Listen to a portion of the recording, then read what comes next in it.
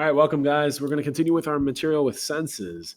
So, yesterday we were talking about our senses of taste and smell, right? That's where we spent most of our taste and touch, sorry. Now we get to discuss a little bit more on our next sense, which is a little bit more related to taste, and that is going to be smell. So, smell is another chemical sense. So, by definition, it is related to taste as far as how it works. It's a very similar process. In regards to smell, the nose is the sense organ that detects smell, right? It's the primary organ for smell. There are millions of smell receptors called olfactory receptors that pick up these odors. So again, these odors will travel in air, enter your nasal cavity, interact with the olfactory receptor, convert that to a signal, a electrical stimulus, send that to the brain, and then boom, you're suddenly smelling something. Um, the biggest distinction between smell and taste is that with taste, you physically need something in your mouth, right? It needs to be on your tongue. With smell, it's just particles, right? Microscopic particles that we can't see. What are the functions of the nose? Well, of course, smelling. We just mentioned that, right? Breathing. The nose is one of the primary breathing organs, as we learned in respiratory system. Why is it one of the primary breathing organs? Because we prefer to breathe through our nose because you're able to filter air better through your nose. So it's the filtration process. Now, what about taste? Didn't I just say the tongue is the taste organ? It is, but smell and your sense of smell and your nose overall amplify taste. So we'll talk about that in this particular video.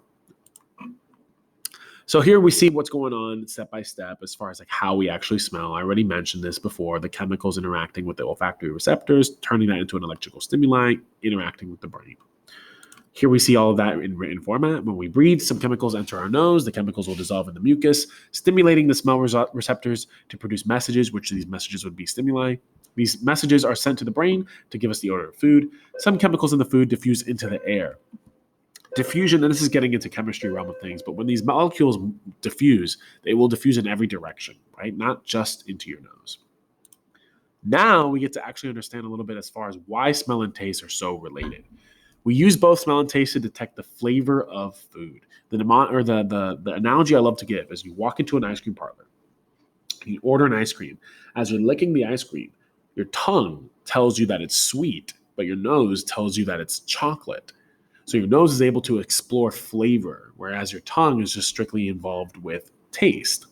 Holding your nose, by the way, can be very helpful for taking away unpleasant taste of food. When we were younger, and most of us were probably pretty picky eaters, holding your nose, that mutes the flavor significantly. So that can be really helpful for eating. It's also helpful for like if you're sick, and you're taking cough syrups and you plug your nose, it can make the syrup easier to swallow and not so potent. Speaking of being sick, when ill and congested, odors have a more difficult time reaching your sensory cells, so food lacks taste. That's another part of it too, right? If you're congested and you can't really even breathe through your nose, it's going to be difficult for these chemicals and these molecules to reach your nasal cavity and to reach your olfactory receptors. So thus, food is just not going to be as tasty as it normally is. Why do warm foods have stronger flavor than cold foods? Well, what we observe, let me see if I can move this up actually. There you go. What we observe is warm foods, this is pure chemistry, have more energy. Literally, the molecules are vibrating faster, so they're going to emit more energy and more aroma because of that. If you polled 20 people, most of them would say that their favorite food is a warm food compared to a colder food. It's not to say that cold food is bad. There's a lot of good cold foods. It's just it's not going to have as much taste typically as comparison. Okay. Now, here's the thing. The tongue, with its ability to distinguish about 5 different tastes or so, maybe 6, depending on the Oleogustus stuff, the nose is capable of having 40 million olfactory receptors to identify more than 10,000 different smells. So that's incredible. And odor can be something that is rather interesting and unique, right? Now, I want to edit this real quick. The tongue tells us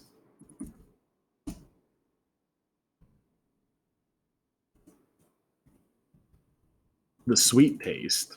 Don't want to confuse anything. But the nose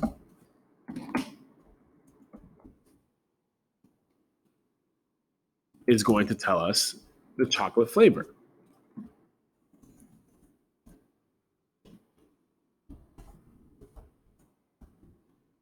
Okay, so I just wanted to add that in so we're comfortable with that. There you go. So the tongue is able to tell you the sweet taste of ice cream, but the nose will tell you that it is a chocolate flavor. That is a very important aspect as far as how this whole process works. In regards to those chemical senses, what we observe is that your senses of smell and taste have been proven to trigger the limbic system the strongest. Remember, the limbic system, we talked about that in the last unit. It's all about memory, unconscious behavior, your fears and anger, right?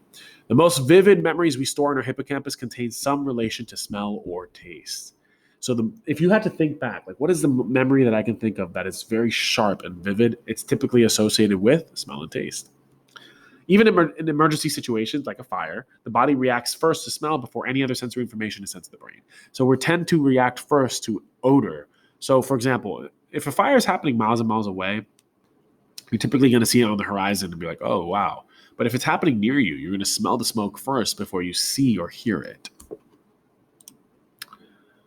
If you've ever wondered why elderly people tend to apply a lot of seasoning to their food, the biggest reason behind that, and we talked about that already in our last video, is that as we get older, we start to lose our sense of smell and taste.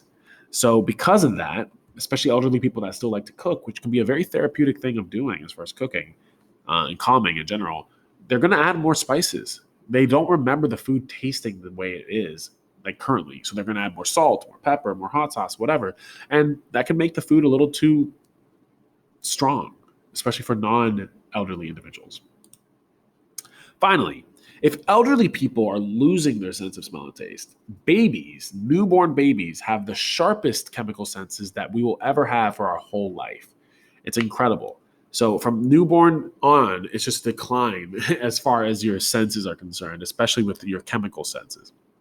Newborn babies orient themselves solely based on smell. So that's a big reason why, when newborn parents, they're still in the hospital, it's a big thing to have the baby lay on your bare chest just to be able to smell you more and identify you. In fact, babies have such a strong sense of smell and taste that they can identify when breast milk is not from their own mother. There was a study that was conducted that they had different milk in front of a newborn babies. And one of them was like formula. Others were from different women. One had their mother's breast milk, and every single baby reached for the mother's breast milk.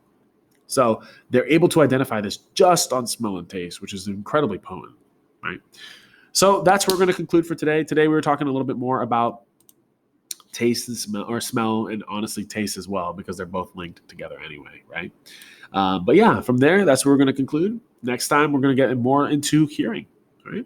So thanks for tuning in, guys. I will see you on the next one.